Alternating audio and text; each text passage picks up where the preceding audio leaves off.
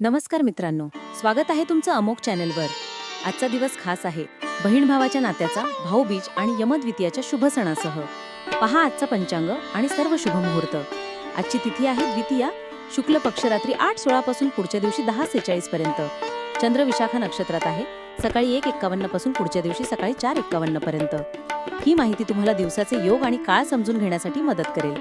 सकाळी ब्रह्ममुहूर्त आहे 4:55 ते 5:43, दुपारी अभिजित मुहूर्त 11:48 ते 12:33, संध्याकाळी अमृतकाल आहे 6:56 ते 8:44, सकाळी 10:17 ते 11:03 आणि दुपारी 2:49 ते 3:35 दुर्लभ मुहूर्त आहे.